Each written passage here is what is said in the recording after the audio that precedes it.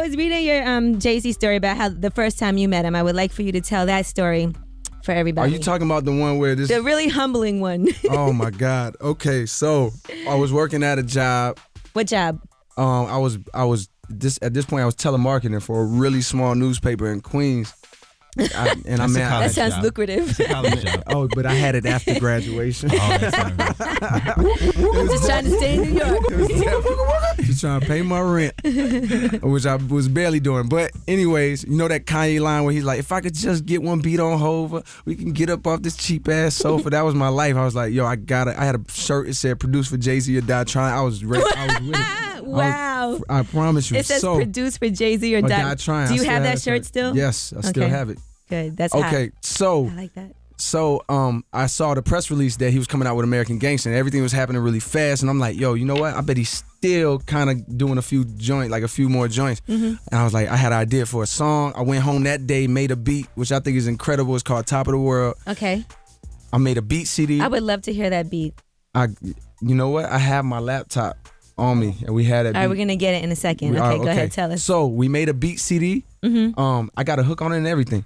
So we made a BCD, went to, and I told E, matter of fact, I'm like, yo, you know what? I bet he's probably going to be at the studio tonight.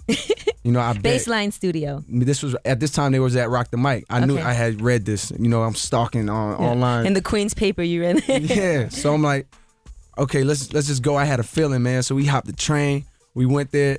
We got a little bottle. We was just sitting outside for like 2 hours drinking. It started raining. I'm sitting there with a beat CD. A T-shirt on. T-shirt on and a bottle, just waiting, just praying that Jay is going to show up. So about 2 hours later, we see this black Phantom turn the corner.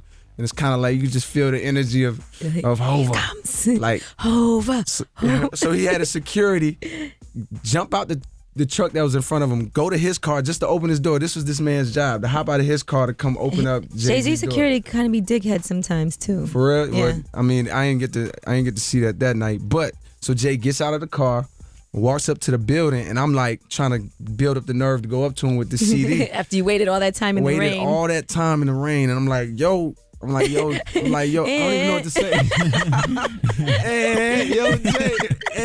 Nah, I definitely couldn't. I couldn't muster up an and. So I'm like, yo, Jay, I got this. He's like, what is this? I'm like, he said, what is this? He's like, nah, he didn't. I don't even think he said, what is this? He might have looked at it and he was like, I don't want this shit. Oh, not nice. You know what he was trying to say though? Basically, it was like, I don't take demos. Like, in Jay-Z's way, he was basically trying to say like, yo, at that time he was the president. Like, I'm the president of Def Jam. Like, I don't grab demos.